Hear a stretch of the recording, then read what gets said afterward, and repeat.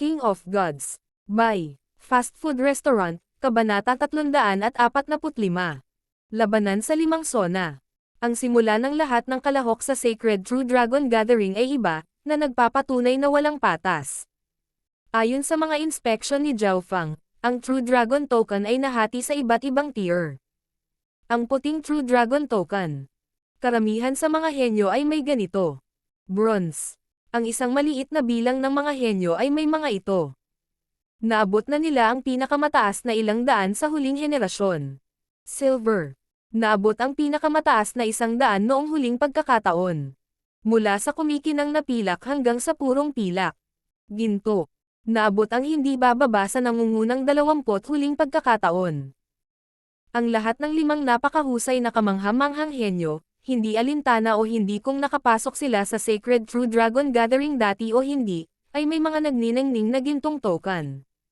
Si Zhao Fang ay kapareho ng karamihan sa iba. Isang puting True Dragon Token. Ang Sacred True Dragon Gathering ay iba sa ibang kompetisyon. Ang huling ranggo ay nakasalalay sa Dragon Blessing ng True Dragon Token.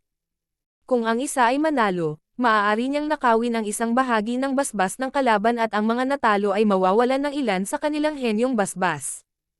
Paliwanag ni Jiang Sanfeng sa mahinang tono. Matapos maunawaan ang mga patakaran, maraming tao ang na-curious. Nagtanong si Daiye, hindi ba ito nangangahulugan na hindi patas para sa mga nakikipagkompetensya sa unang pagkakataon? Ito rin ang naisip ni Zhao Fang.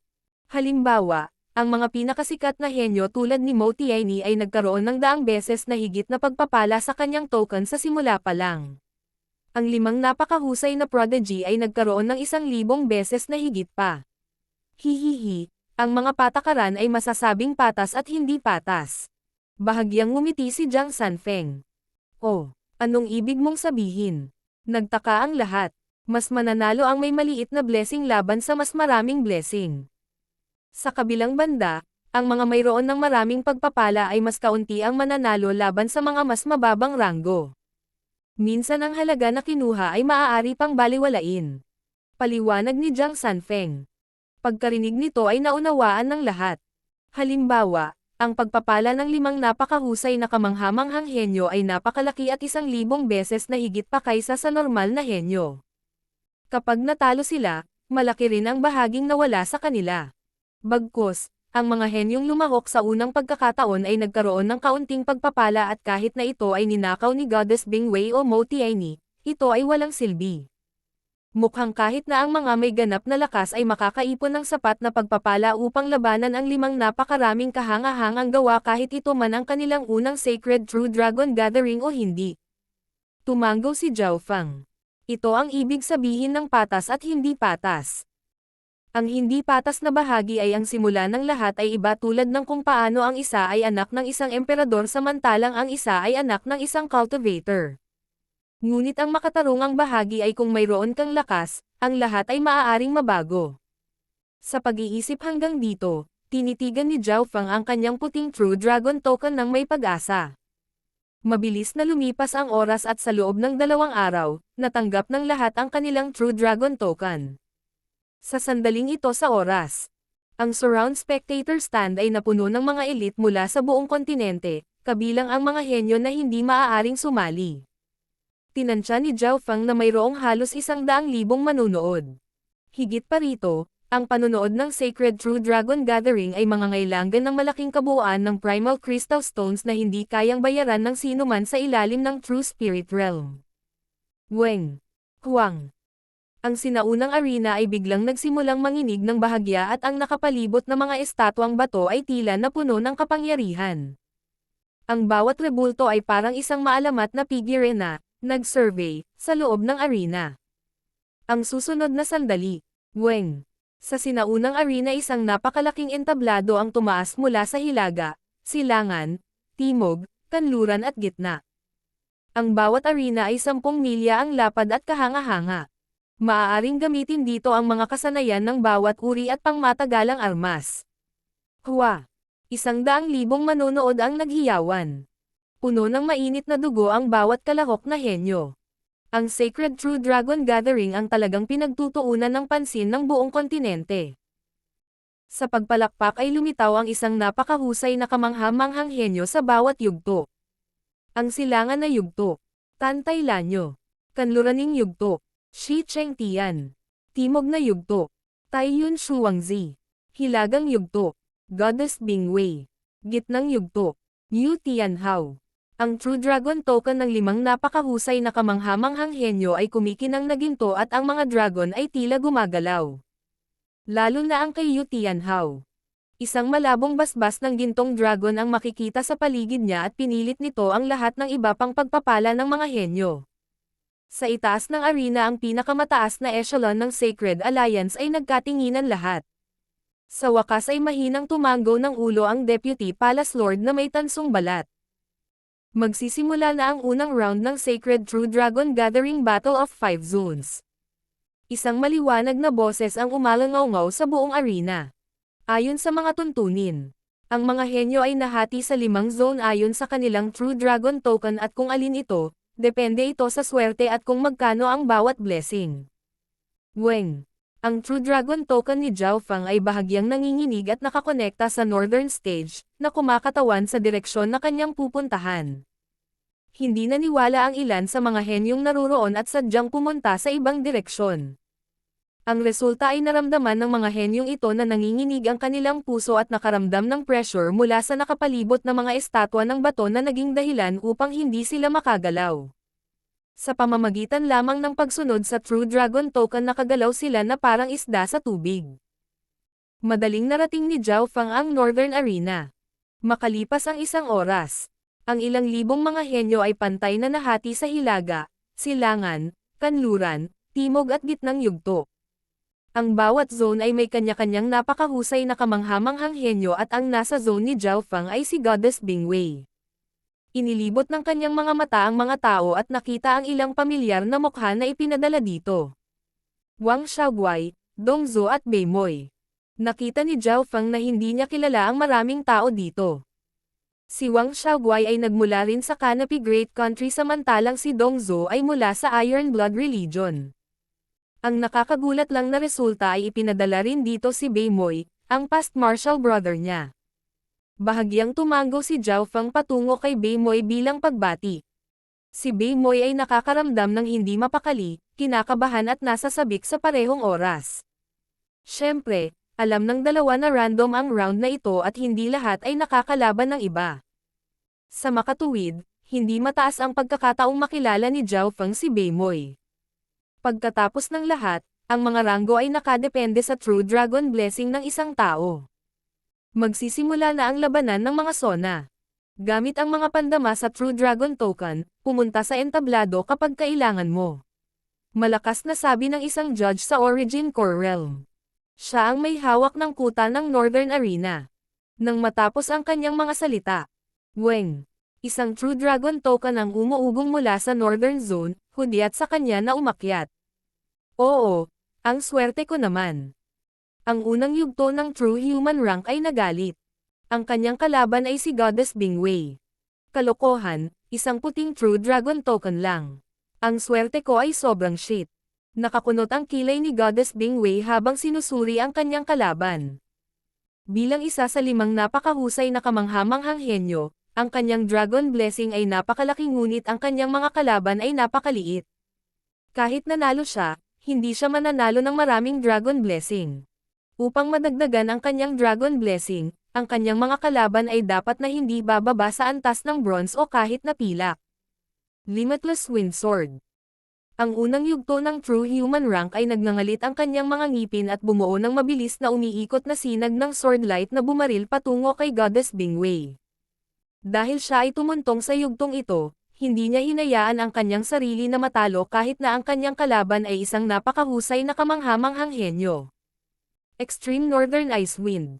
Itinuro ni Goddess Bing Wei at isang ice blue na hangin na nakikita ng mata ay umihip sa kanyang kalaban. Shoo! Ang True Human Rank Genius ay agad na pinalamig ng hangin. Nakabuka ang kanyang bibig at nasa himpapawid pa rin ang kanyang espada ngunit isa na ngayong ice statue. Tanggalin mo siya.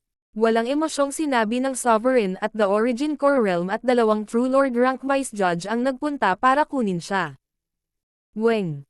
Isang tipak ng Dragon Blessing mula sa True Dragon Token ng talunang henyo ang lumipad papunta kay Goddess Bingwei. Ang kay Goddess Bingwei ay kumikinang pa rin tulad ng dati at halos walang pagbabagong nangyari. Hindi niya maiwasang ma-disappoint.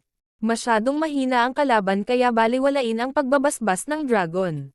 Kasabay nito, ang silangan, timog, kanluran at gitnang yugto ay agad na natapos. Gitnang yugto. Walang kapantay sa ilalim ng langit. Si Yu Tianhao ay nag-swipe ng isang kamay at ang isang kamao ay tila dinudurog ang anumang bagay sa daanan nito.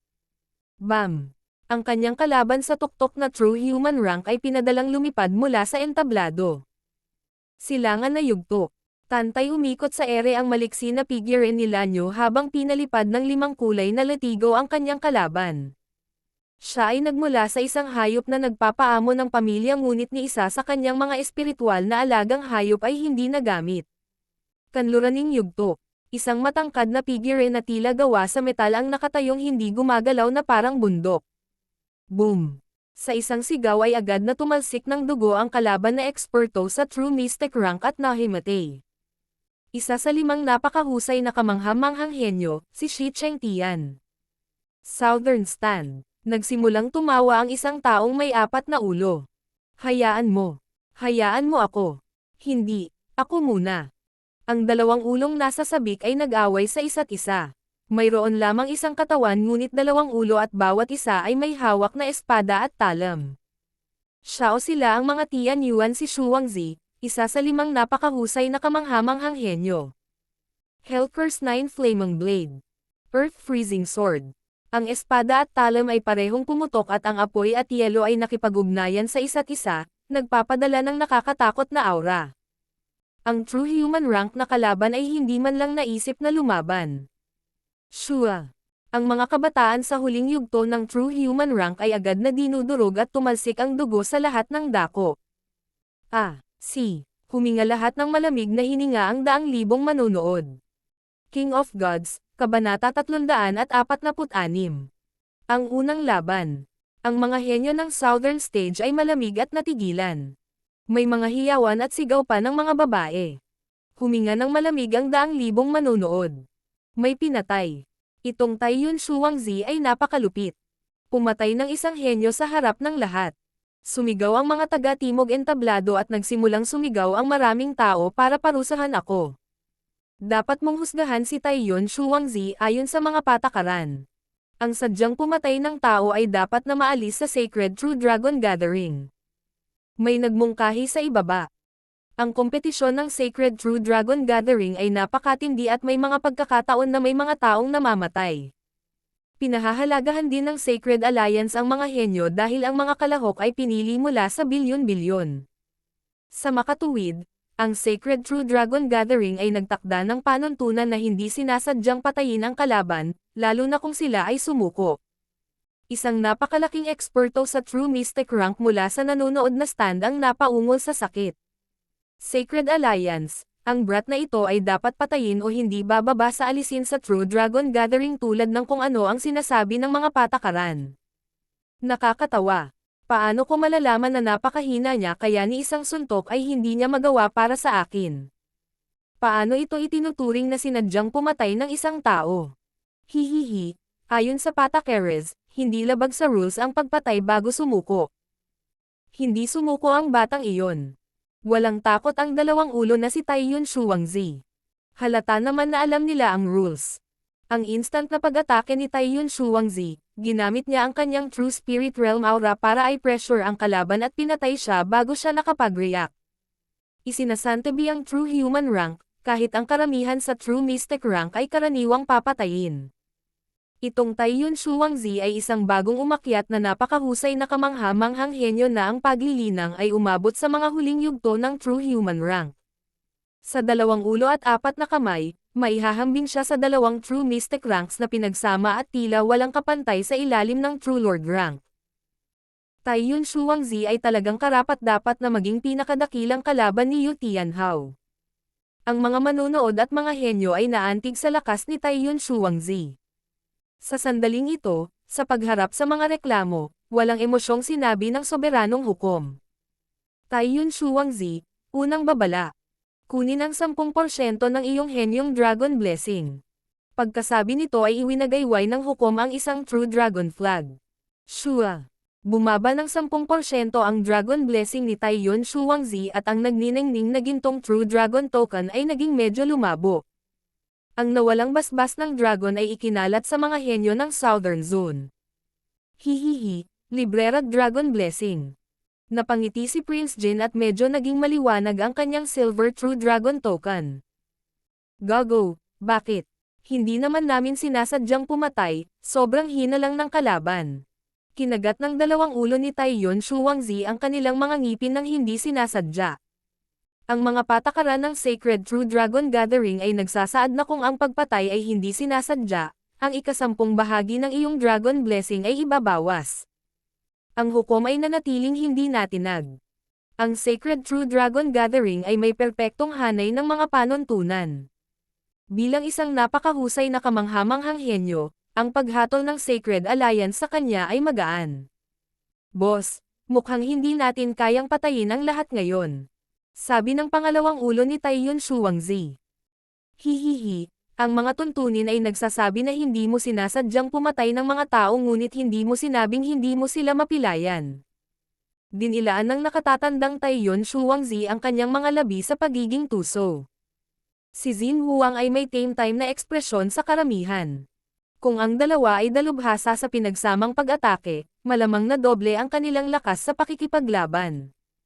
Ipinadala sina Xin Huang, Prinsipe Jin at ang iba pa sa Southern Zone, katulad ng Taiyuan Shuangzi. Pagkatapos nitong labanan, ang mga henyo ng Southern Area ay nagpapanatili ng distansya sa pagitan nila at Taiyuan Shuangzi.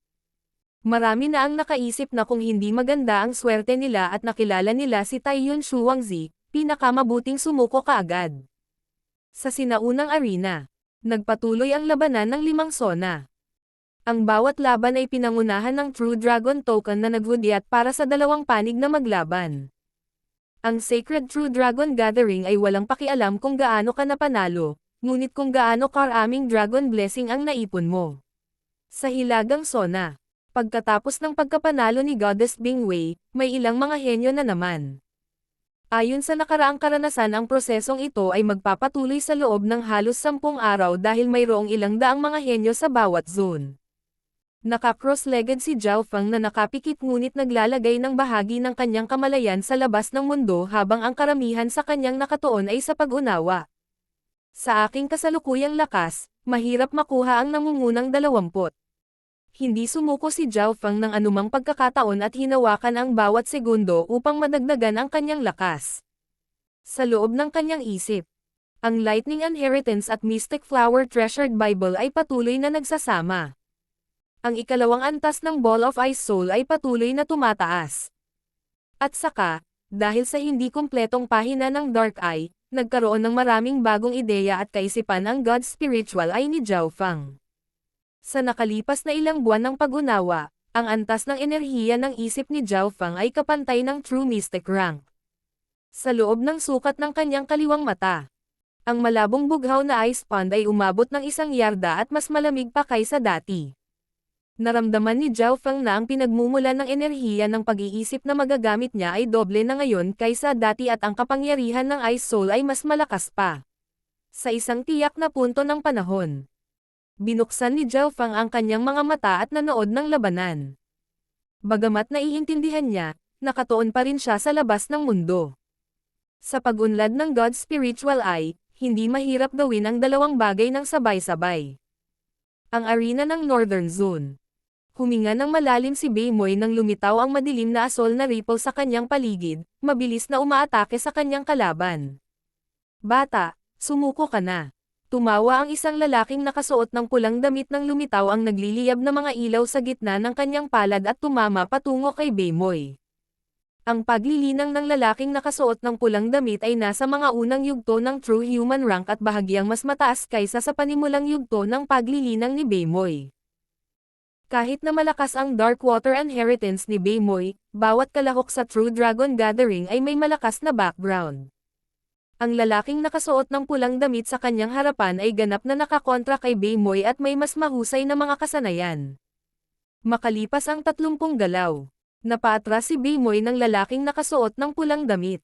10 milya ang lapad ng arena at dahil sa depensa ni Beimoy, nakakapit pa siya. Walang silbi ang Darkwater Inheritance dito at kahit ang Lightning Inheritance ko ay average lang. Sa kabutihang palad, pinagsama ko ito sa Mystic Flower Treasured Bible. Hindi maiwasan ni Zhao Feng na makaramdam ng swerte. Hindi dahil mahina ang Darkwater Inheritance ni Beimoy, ito ay ang lahat ng naririto ay mga anak ng langit na may talento, mataas na katayuan ng kapanganakan at kapalaran.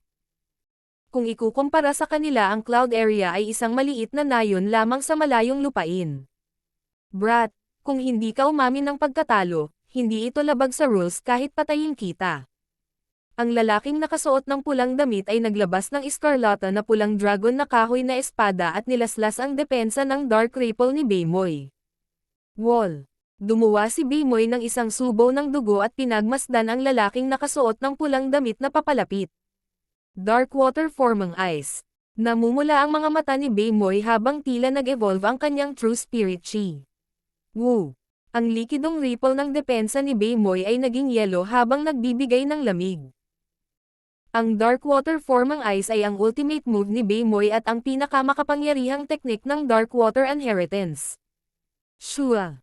Nagkaroon ng dagwang sugat ang lalaking nakasuot ng pulang damit matapos laslasin ng Dark Blue Ice Blade at ang lamig ay bumagsak sa kanyang katawan, kaya napilitan siyang umatras. Kung hindi dahil sa spiritual pill na nagtulak sa akin na makapasok sa True Spirit Realm sa ilalim ng pagkakataong mamatay, hindi ko na mauunawaan ang isa sa dalawang pinakamatibay na batas ng Darkwater Inheritance. Huminga ng malalim si Beimoy habang nag-interact ang yelo at tubig sa paligid niya. Bawat pag-atake ay magkakaroon ng pagsabog ng yelo at ang kanyang mga kamao ay tila gawa sa nagyayelong bundok. 50 galaw mamaya. Bam! Tumama ang palad ni Beimoy sa lalaking nakasuot ng pulang damit. Nanalo ako. Pinunasan ni Beimoy ang dugo sa kanyang bibig at naramdaman ang pagkulo ng kanyang dugo. Ang walang emosyon niyang ekspresyon ay napalitan ng pananabik at pagkahumaling. Sa yugtong ito ay hindi nagsumikap si Beimoy na maalala magpakailanman. Gusto lang niyang magbigay ng saglit na liwanag. Pagkatapos ng tagumpay, isang tipak ng Dragon Blessing ang nahulog sa True Dragon Token ni Beimoy at ang kanyang puting token ay naging mas maliwanag. Ang Beimoy ay halos nasa nangungunang 10 lakas ng Canopy Great Country. Tumango si Zhao Feng. Kahit na mahirap para kay Beimoy na maabot ang pinakamataas na 300 sa Sacred True Dragon Gathering, ito ay isang hindi kapani-pani walang gawa sa kanyang background. Sa Northern Stage, mabangis ang mga laban at nagpatuloy ang sparring hanggang sa isang tiyak na sandali, nagsimulang tumunog ang True Dragon Token ni Zhao Feng, itinuro siya sa entablado. Ako naman. Naramdaman ni Zhao Feng ang pagkulo ng kanyang dugo at kahit nasa kanyang kalmado, bahagya siyang nasa sabik. Shua! Si Zhao Feng ay naging isang kidlat na dumaong sa Northern Stage. Ang kanyang kalaban ay isang kabataan ay matatag na mga mata na may hawak na mababang baitang spiritual grade blade. Ito ang aking unang laban, hindi ako matatalo. Mahigpit na hinawakan ni Gao Pang ang kanyang talam habang umaatungal ang kanyang True Spirit Chi. Napatingin siya sa asol na buhok na binata sa kanyang harapan at sa isang iglap, lumipad ang mga alaala sa kanyang isipan. Bago kami umalis, ang mga matatanda ng malakas na bansa ng Guanyin ay puno ng mga inaasahan para sa amin. Matapos ang halos 20 taon ng pagsusumikap at hindi mabilang na mga laban, sa wakas ay naabot ko ang hakbang na ito. Kung matalo ako sa laban na ito sa isang taong kapareho ng kultibasyon, paano ko makakaharap ang mga henyo na natalo sa akin? Umabot sa sukdulan ang layunin ng labanan ni Gao Pang. Wala pang 20 taong gulang at ang mga unang yugto ng True Human Rank. Tahimik na tinitigan ni Zhao Feng ang binata. Ang kanyang talento at potensyal ay lahat ng nangungunang antas. Hindi minamaliit ni Zhao Feng ang unang laban na ito. Blade of Lightning. Pinakipot ni Zhao Feng ang isang Asher Blade 1 yarda ang haba sa kanyang palad. Flying Crane Cloud Slashing Blade. Nag-alab sa mga mata ni Gao Pang ang layunin ng labanan habang siya ay umuungal at tila naging isa sa talam habang siya ay humahampas sa hangin. Ang maliksi na kasanayan sa paggalaw at nangingibabaw na talam ay naiiba sa isa't isa ngunit tila perpektong pinagsama. Habang hinahampas niya ang kanyang True Spirit Chi ay bumalot ng 12-dosenang yarda. Flying Crane Cloud Slash ang blade, napakalalim na layunin ng blade. Kahit sinong kalaban sa Sacred True Dragon Gathering ay may malaking lakas. Naramdaman ni Zhao Fang na lumawak ang kanyang pananaw. Swash! Ang katawan ni Zhao Fang ay agad na nalaslas ng talam na iyon.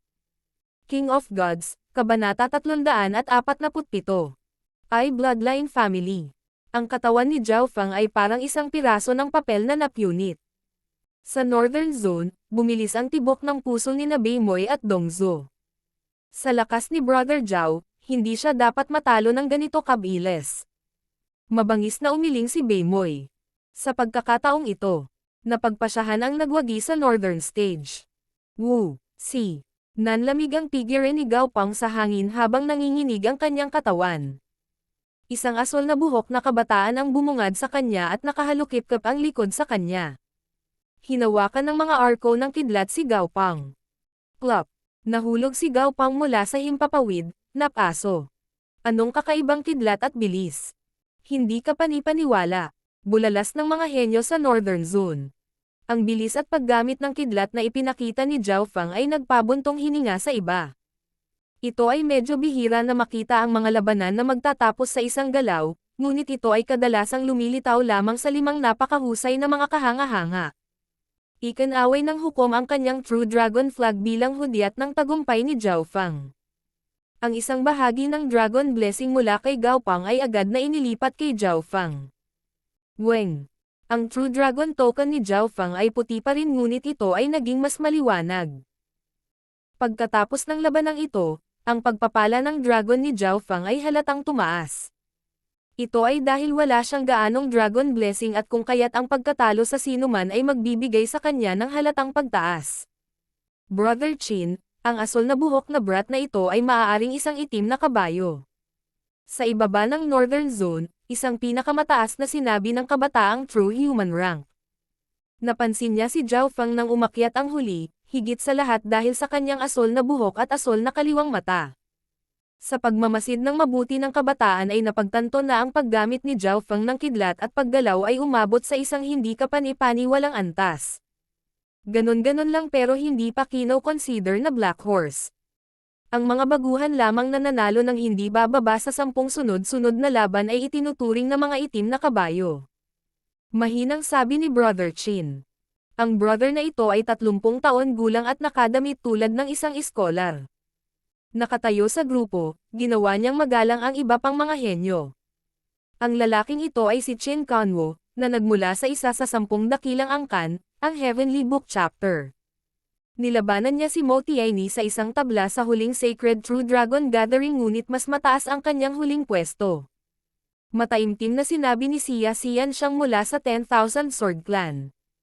Bukod kina Zhao Fang, Dongzhou, Beimoy, Wang Zhaoguai na mga pamilyar na ito, naroon din si Xia Xianxiang at ilan pang iba.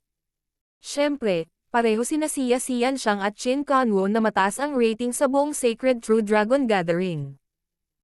Sa ibaba ni Goddess Bingwei ay si Qin Kanwo, Xia Xianxiang bilang isang ghost-eyed na lalaki na mayroon ding purong pilak na True Dragon Token.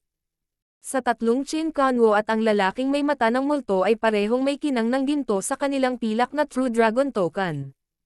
Sa ngayon sina Qin Kanwo, Xia Xianxiang at ang ghost-eyed na lalaki ang pinakamalakas na tatlo sa ibaba ng napakahusay na kamanghamanghang henyo sa Northern Zone. Sinuri ni Dongzhou. Siya at si Zhao Fang ay parehong nagmula sa Iron Blood Religion at nagsiyasat ng ilang balita. Sa katotohanan, kahit na hindi niya sabihin ito ay maiintindihan ni Zhao Fang sa pamamagitan ng pag-scan ng kanyang God's Spiritual Eye. Sa pamamagitan lamang ng pagtingin sa kanilang True Dragon Token, masasabi na kung gaano sila kalakas. Sina Qin Kanwo, Xia Xianxiang at ang lalaking may mata ng multo ay talagang binibigyan ng pressure si Zhao Fang na nasa ibaba lang ng Diyosa Bingwei. Ano ang sitwasyon ng lalaking may mata ng multo? Ang bloodline ng mata ni Zhao Fang ay may kakaibang kahulugan. Narinig ko na siya ay mula sa pamilyang Wu ng isa sa 3 pangunahing pamilya ng I bloodline. Hindi siguradong sabi ni Dongzhou habang nakatingin sa lalaking may multo. Kung tutuusin, ito rin ang unang beses niyang sumali. Nang ini-inspeksyon ng dalawa ang lalaking may multo ay tila naramdaman ito ng huli at isang pares ng madilim na kulay abo na mga mata ng lamig ang biglang sumilip. Woo! Ang lahat ng mga henyo sa lugar na ito ay biglang nakaramdam ng nakakatakot na lamig. Para silang pumasok sa isang sementeryo na puno ng puting buto. Si Dongzhou ay nagsimulang manginig at hindi makapagsalita. Kahit na ang isang kasing lakas ni Zhao Fang ay naramdaman na ang paghinga ay nahihirapan at nakaramdam ng isang sumisirit ng panganib. Ang Ghost Eye bloodline ng Ghost-Eyed Man ay naglabas ng isang sinaunang at malamig na aura na tila naantig ang mundo ng mga kaluluwa na maaaring magwasak sa pisikal na mundo. Napakalakas ng Eye bloodline. Ito ang unang pagkakataon na nakakita si Zhao Fang ng ganoon kalakas na bloodline ng mata. Ito ay higit sa 10 beses na mas malakas kaysa kay Lintong.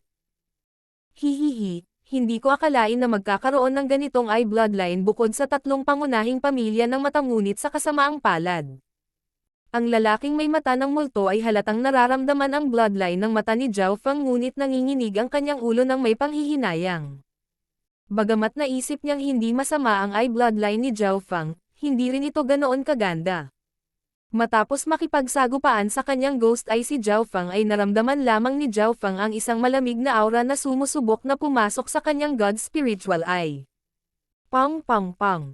Ang God Spiritual Eye ay biglang nagsimulang magbigay ng isang mapanganib na pakiramdam. Sa loob ng dimensyon ng kanyang kaliwang mata, ang isang malabong kulay abo na aura ay nagdulot ng isang eroding force kay Zhao Fang. Destroy.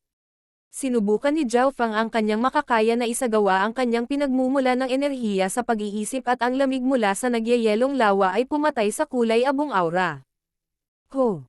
Nagpakawala ng mahabang hininga si Zhao Fang. Nakakatakot nga ang bloodline ng mata ng lalaking naka-ghost eye. Siya ay talagang karapat-dapat na maging isang inapo mula sa isa sa 3 pangunahing pamilya ng eye bloodline. Ang lakas ng taong ito ay hindi mas mahina kaysa kay Mo Tianyi. Kinalma ni Zhao Fang ang kanyang sarili. Matapos pag-aralan ang sitwasyon ng Northern Zone, si Goddess Bingwei ay talagang pinakamalakas. Sina Qin Kanwo, Xia Xianxiang at ang lalaking may mata ng multo ay ang sumunod na 3 pinakamakapangyarihan na hindi man lang nagkaroon ng pagkakataon si Zhao Fang. Nasa ibaba nila ang iba sa True Mystic rank ngunit hindi sila natakot ni Zhao Fang. Chapter Leader, aakyat na ang lalaking iyon. Biglang bulalas ni Dongzhou. Pagtingin, nakita ni Zhao Fang ang lalaking may multo sa Northern Stage.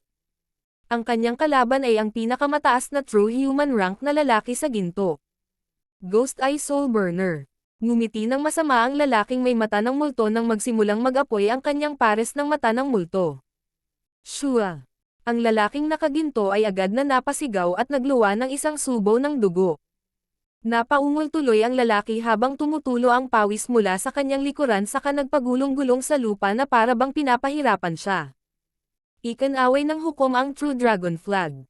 Ang nanalong ghost-eyed na lalaki ay bumulong-bulong sa sarili. Kung hindi dahil mawawala ng basbas ng dragon ang papatay na tao. Halatang nagpigil siya noon. Napatay ni Taiyun Shuangzi ang kanyang kalaban at sa halip na makakuha ng anumang dragon blessing, natalo pa siya ng ilan. Nang salakayin ng lalaking may mata ng multo ang God Spiritual Eye ni Zhao Fang ay nakalock sa kanya. Pinagsanib niya ang kanyang Flame of True Spirit sa kanyang eye bloodline, na bumubuo ng Ghost Eye Flame na sumunog sa kaluluwa ng kanyang kalaban. Natagpuan ni Zhao Fang ang pangangatwiran sa likod ng husay ng lalaking may mata ng multo. Gayunpaman, ang pag-alam ay hindi nangangahulugan na maaaring kopyahin ito ni Zhao Fang. Makakakuha lang si Zhao Fang ng mga ideya mula sa anumang bagay na nauugnay sa mga bloodline dahil ang bloodline ng lahat ay iba. Nababagay ito sa ibang tao, hindi ibig sabihin na angkop din ito para sa iyo. Ngunit ang Flame of True Spirit ay maaaring mabuo ng sino man sa True Spirit Realm. Ipinikit ni Zhao Fang ang kanyang mga mata at pinagsama ang kanyang kamalayan sa kanyang dantian. Sa kaibuturan ng kanyang dantian ay ang kanyang Source of True Spirit na may kinikilingan sa elemento ng lightning. Ayon sa Lightning Inheritance, ipinalibot ni Zhao Fang ang kanyang spirit chi at isang maliit na apoy na kasing laki ng gisantes ang lumitaw sa kaibuturan ng kanyang source of true spirit. Kasabay ng pagkislap ng kidlat ang apoy. Ito ay hindi lamang anumang normal na flame of true spirit, ito ay isang true spirit lightning flame.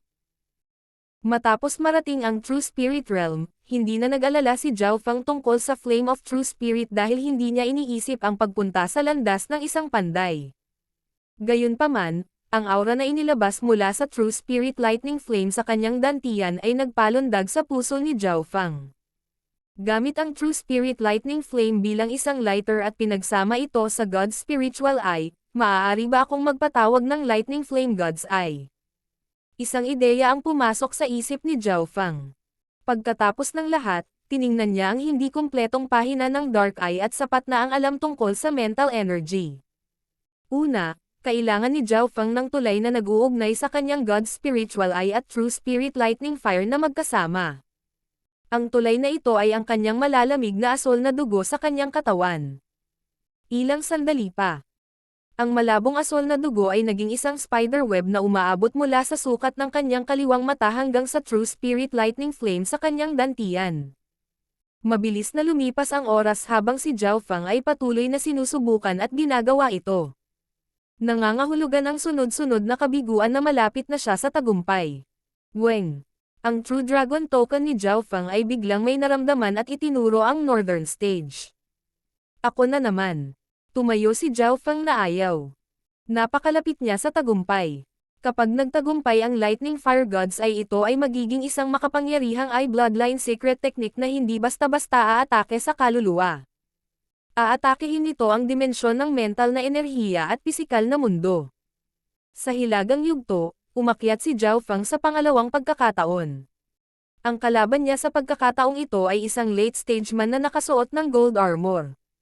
Ang Gold Armored Man ay may maingat na ekspresyon at naglagay ng protective chi ng True Spirit Barrier para kontrahin ang bilis ni Zhao Fang. Dahil sa bilis ni Zhao Fang, napabuntong hininga ang ibang mga henyo.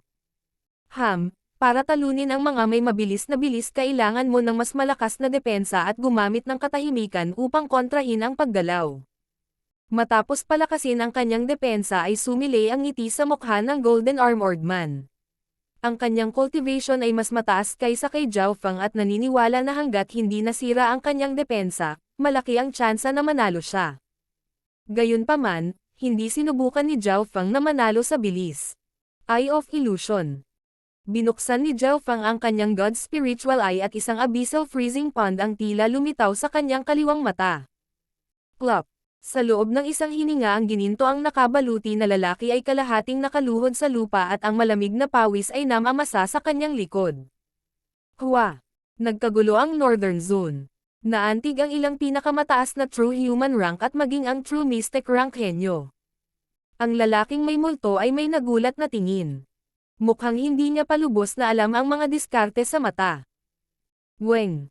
Ang True Dragon Token ni Zhao Fang ay naging mas maliwanag kaysa sa dati dahil nangangailangan ito ng ilang Dragon Blessing mula sa kalaban. Gayunpaman, nagkaroon pa rin ng kaunting distansya hanggang sa Bronze Token. Pagkatapos manalo, mabilis na bumalik si Zhao Fang sa kanyang pwesto at nagsimulang subukan at galugarin ang sukat ng kanyang kaliwang mata. Dahan-dahan ngunit tuloy-tuloy ang kaliwang mata ni Zhao Fang na paminsan-minsan ay kumikislap ng kidlat at ang balintataw ay tila transparent at madilim sa parehong oras. King of Gods, Kabanata 348. Inheritance Shadowings. Ang malabong asol na dugo sa loob ng katawan ni Zhao Fang ay bumuo ng isang maliwanag na nagkokonekta sa dimensyon ng kanyang kaliwang mata sa kanyang source of true spirit sa loob ng kanyang dantian. Ang sizzle ng True Spirit Lightning Fire ay nagtagumpay sa pagsanib sa nagyayelong lawa. Ang nagyayelong pond ay hindi lang ang pinagmumula ng mental energy ni Zhao Fang, ito rin ay power ng God's Spiritual Eyes ni Zhao Fang at ang core ng kanyang eye bloodline. Hanggang ngayon ay nanatili pa rin itong misteryo. Sa pamamagitan ng pagsubok, maaaring magsanib ang nagyayelong lawa at True Spirit Lightning Force sa loob ng maikling panahon at ang mahinang Asher Lightning na apoy ay paminsan-minsan ay kumikislap sa God's Spiritual Eye ni Zhao Fang. Sa puntong ito, kinopya ni Zhao Fang ang pamamaraan ng Flaming Eye ng Ghost-Eyed Man. Kung tutuusin, Ang mata ang pinakamahinang bahagi ng katawan ng tao at ang naglalagablab na pamamaraan ng mata na ito ay pinakamahusay na ginagamit kaagad, hindi tuloy-tuloy. Hindi ito magagawa ng isang normal na mata. Napagtanto ni Zhao Feng. Nangangahulugan ito na ang mga walang makapangyarihang bloodline ng mata ay hindi magagamit ang kasanayang ito kahit na alam nila kung paano ito linangin. Ito ay dahil ang mga mata ng mga normal na tao ay mahina at hindi napigilan ang apoy. Sa pagkakataong ito, ang Lightning Flame God's Eye ni Zhao Feng ay nabuo at malamang na mas malakas kaysa sa lahat ng iba pa. Sa ngayon, ang mga diskarte sa mata ni Zhao Feng ay naglalaman ng Eye of Illusion, Eye of Ice Soul at Eye of the Heart. Ang Eye of Ice Soul ay may malakas na opensa at dalubhasa sa paglock sa kalaban. Hindi ito nang ahas na gamitin ito ni Zhao Feng ng madali. Sa kabilang banda, ang Lightning Flame God's Eye ay isang instant attack at tiyak na mas malakas kaysa sa Eye of Ice Soul. Hindi ko madaling gamitin ang Lightning Flame God's Eye o kung hindi, napakadaling sunugin ang kaluluwa ng kalaban at gumawa ng higit pa sa nais na pinsala. Higit pa rito, ang kasanayang ito ay naglalagay ng maraming presyon sa God's Spiritual Eye. Bahagyang nagsisi si Zhao Feng. Naiintindihan niya ang Lightning Flame God's Eye at tiyak na walang sapat na kontrol dito. Kaya't sa tuwing umaakyat ang lalaking may multo, si Zhao Feng ay nag-iinspeksyon at natututo ng isa o dalawang bagay mula sa kanya. Ghost Eye Soul Burner. Ang mga mata ng lalaking multo ay kumikinang sa apoy. Isang napakataas na dalubhasa sa true human rank ang umungol at bumagsak sa lupa na gumulong-gulong na parang tinorture. Eksaktong kontrolado ang Ghost Eye Soul Burner ng Ghost Eye o kung hindi ay madali para sa kalaban na aksidenteng mapatay ang kanyang kalaban. Ang sinumang matatalo sa kanya ay masasaktan sa isip at tiyak na hindi na makakabawi sa panahon ng Sacred True Dragon Gathering. Kaya naman, ang lalaking may mata ng multo ay isa ring bawal na kalaban na maraming mga henyo ay hindi nang ahas na labanan. Ang pamilyang Wu na ito ay talagang karapat-dapat na maging isa sa tatlong pangunahing pamilya ng mata. Sina Qin Kanwo at Xia Xianxiang ay may same time na ekspresyon.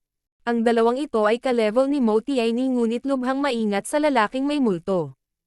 Lahat ng tatlo mula sa tatlong mata na pamilya ay nandito. Ang pamilyang Touba, pamilyang Wu at pamilyang Qiu. Iniskan ni Qin Kanwo ang buong lugar.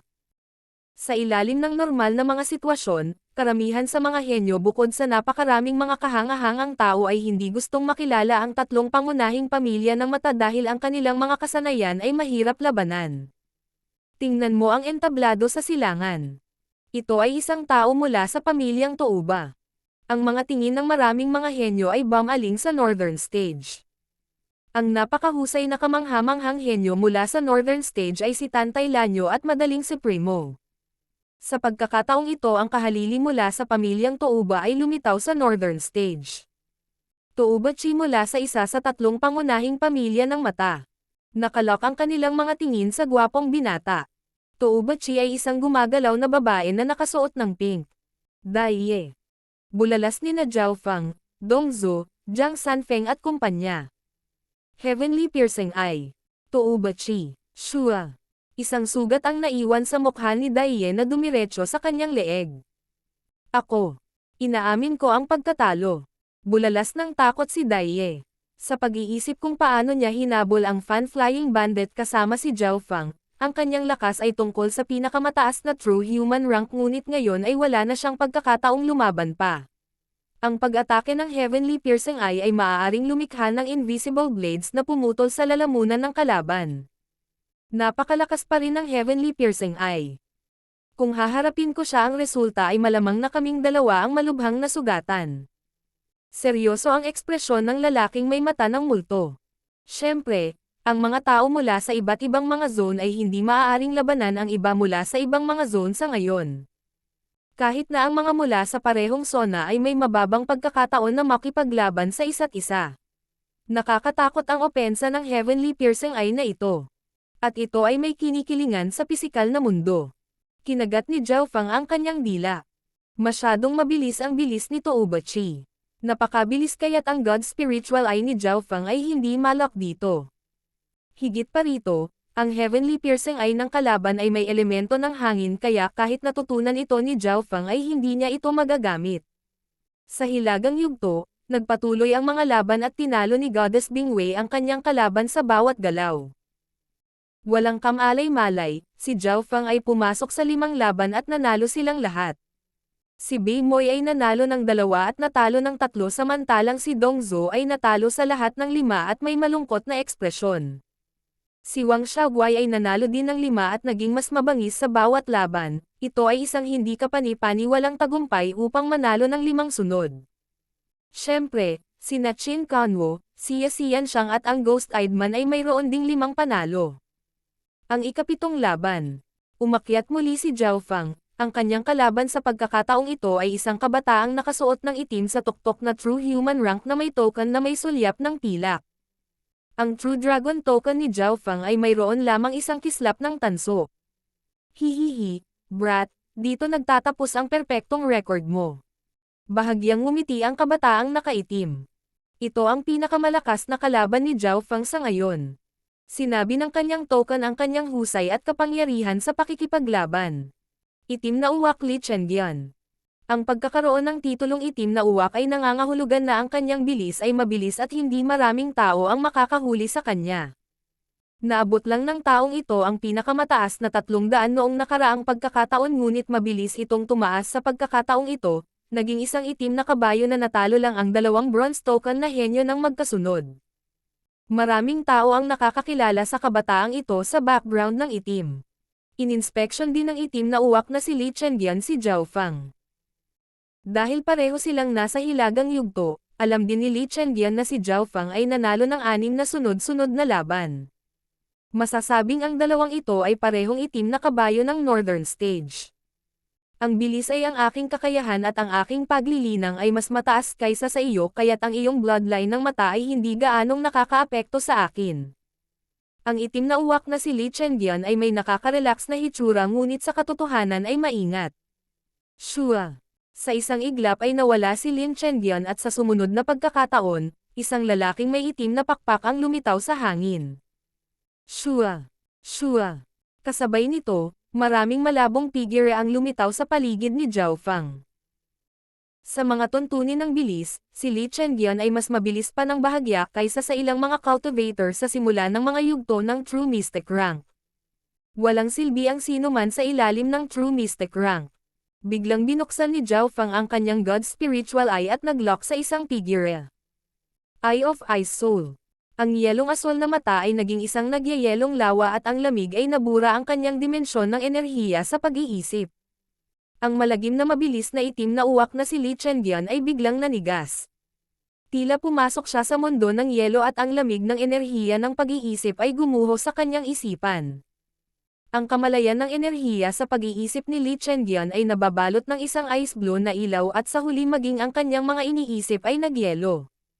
Sa sandaling ito ay para siyang tumanda. Kasing bagal ng kuhol ang kanyang mga reaksyon at galaw. Higit pa rito, ang kanyang mental energy consciousness ay nabura ng kapangyarihan ng Ice Soul at halos mahulog sa mahimbing na pagtulog. Bam! Itinaas ni Zhao Feng ang kanyang paa at sinipa si Li Chendian palabas ng stage. Nang bumagsak ang huli sa lupa ay sininok pa rin siya at maging ang kanyang mga iniisip at kilos ay naging mabagal. Sa kabutihang palad, mabilis akong huminto. Pinunasan ni Zhao Feng ang kanyang malamig na pawis. Matapos tumaas ang level ng kanyang mental energy, ang kanyang mata sa kapangyarihan ni Ice Soul ay naging mas nakakatakot din at ang mga pag-ataking tulad nito na dumiretso sa kaluluwa ay mapanganib. Madali ang aksidenteng pumatay ng tao. Matapos manalo sa ika-7 laban, biglang naging purong bronze ang token ni Zhao Feng nang tumaas ang kanyang Dragon Blessing. Ang pagkatalo kay Li Chendian ay nangangahulugan na si Zhao Feng ay naging isa sa mga makapangyarihang itim na kabayo ng Northern Zone. 8 panalo, 9 na panalo, 10 panalo. Nagpatuloy ang mga laban ni Zhao Feng at naging mas maliwanag ang kanyang tansong True Dragon token. Bukod sa napakagandang kahangahangang Goddess Bingwei at Qin Kanwo at ang iba pa, ang iba pang mga henyo ay tumingin sa asol na buhok na kabataang ito ng may pag-iingat. Siyempre, hindi lang si Zhao Feng ang naging itim na kabayo sa Sacred True Dragon Gathering. Sa Northern Zone naroon din si Wang Xiaoguai at ilang iba pa. Kasabay nito, ang silangan, kanluran, timog at gitnang mga sona ay lahat ay may mga itim na kabayo. Sa Southern Zone na Xinhuang, ipinagpatuloy ni Liu Chengxen at ng iba pa ang kanilang winning streak at tinalo pa ang ilang mga henyo na nakakuha ng magagandang resulta sa nakaraang Sacred True Dragon Gathering.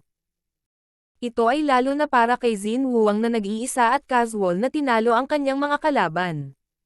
Sa Western Zone ay mayroon ding mag-asawang itim na kabayo at isa sa mga ito ay isang babaeng swordmaster na natalo ang kanyang mga kalaban sa isang galaw. Si Kang Yuyu iyon. Si Zhao Yufei ay naging isa rin sa 4 na itim na kabayo sa Eastern Zone. Sa itaas ng arena sa entablado ay pinanood ng mga Sovereigns of the Sacred Alliance ang kapana-panabik na laban ng 5 zone.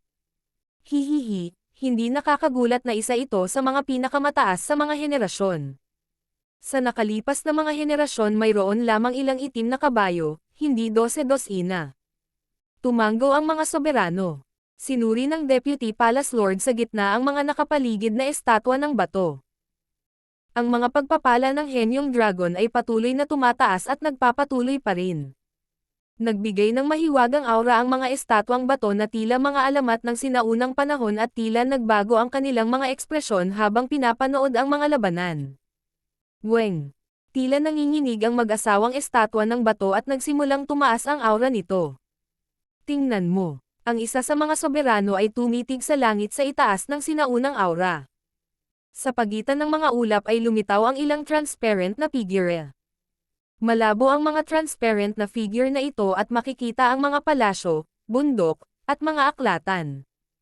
Isang mana na konektado sa kontinente. Hindi ka panipaniwala. Kakasimula pa lang ng Sacred True Dragon Gathering. Kadalasan ang Inheritance Shadowlands ay lilito lamang sa kalagitnaan ng huling bahagi ng Sacred True Dragon Gathering. Ang mga soberano ng Sacred Alliance ay natigilan.